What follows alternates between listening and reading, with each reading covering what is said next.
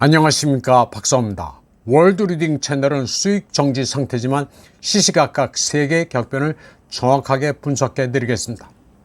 보시는 화면은 러시아 매체 짜르그라드가 발표한 런던 핵 공격 시뮬레이션 화면입니다.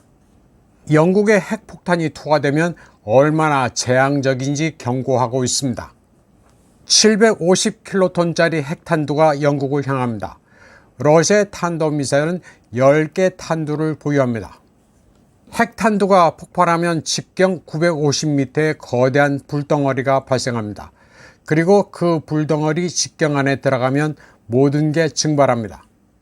영국 런던에 떨어진 직경 950m의 불덩어리가 시가지를 짓누릅니다. 그리고 그 반경에 든 런던 시내는 초토화됩니다. 빌딩이 붕괴되고 도로는 녹습니다. 1단계로 20만 명이 사망하고 60만 명이 다칩니다.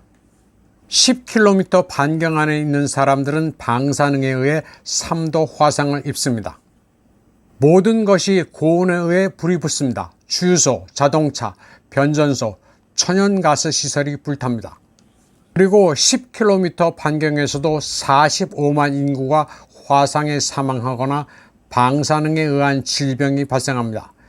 여기에 모두 100만 명 이상이 영향을 받습니다. 며칠 또는 수주 후에 아주 치명적입니다. 이때 10만 명이 추가로 사망할 수도 있습니다. 18km 반경에서는 진동파로 인한 유리 파편이 건물에서 깨져나갑니다. 750킬로톤의 핵폭탄이 터질 경우 런던의 사망자 수는 85만, 부상자 수는 200만이 될 것으로 예측됩니다. 이 경우 생존이 극히 힘듭니다. 런던 시내 20개 대형 병원 가운데 11개가 핵폭발로 파괴됩니다. 나머지 병원으로는 사상자에 대처하기가 역부족입니다. 러시아는 영국을 증오합니다. 뿌리 깊은 러소포비아로 러시아를 가장 괴롭혀온 게 앵글로색슨입니다. 그래서 러시아는 영국을 두고 앙글리찬가, 교활하고 극악한 영국 계집이라 부르고 있습니다. 러시아로서는 아주 강력한 경고를 날린 셈입니다. 실제로 핵 전쟁이 날 가능성은 그리 높지 않습니다. 그러나 영국이 계속해서 스톰 섀도우 같은 장거리 미사일을 키예프에 제공해 러시아를 공격하도록 하자고 부추기자 레드라인을 그은 것입니다. 키예프보다 더 나서서 러시아의 호전적인 국가가 영국입니다. 영국은 지금 남의 나라 전쟁에 관여할 계제가 아닙니다. 체코가 석자입니다. 데빗 레미는 키예프에 매년 39억 달러의 군비를 지원한다고 했는데 기가 막힐 노릇입니다. 영국 국채는 파산 지경입니다.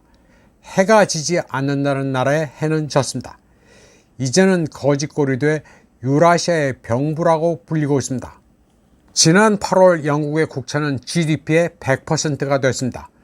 그리고 이런 추세라면 2070년 중반에 영국 국채는 GDP의 274%까지 치솟을 전망입니다.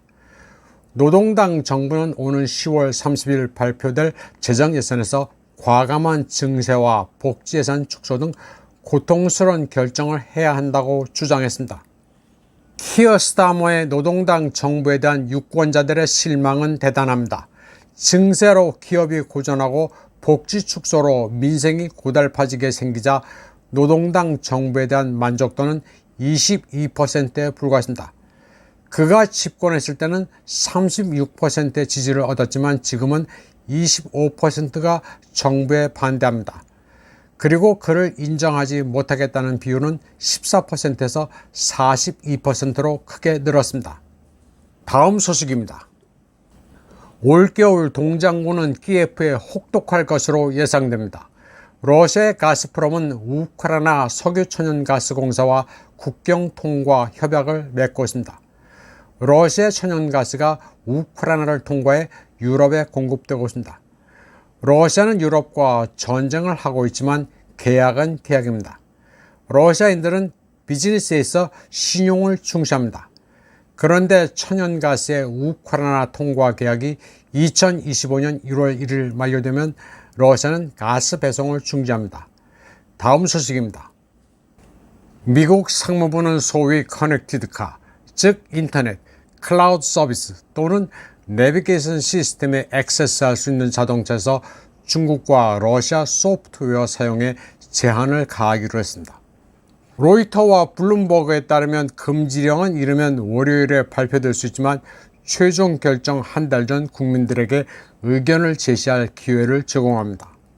대부분의 현대식 자동차는 차량 내부와 외부의 장치와 인터넷 접속, 데이터 공유를 허용하는 온보드 네트워크 하드웨어가 있어 연결된 것으로 간주되고 있습니다. 지나 레이몬도 미 상무장관은 오늘날의 자동차는 카메라, 마이크로폰, GPS 트래킹 등 인터넷과 연결된 다른 기술을 가지고 있다고 말했습니다. 그러면서 이런 정보에 대한 접근을 가진 외국의 적이 어떻게 미국의 안보와 시민의 프라이버시를 침해할지 쉽게 상상할 수 있다고 말했습니다. 따라서 상무부는 중국과 러시아에서 제조된 기술을 미국의 도로에서 몰아내겠다고 말했습니다. 그녀는 이론적으로 도로에 수백만 대의 자동차가 있는데 소프트웨어가 작동하지 않는다면 치명적인 결과를 상상할 수 있다고 말했습니다.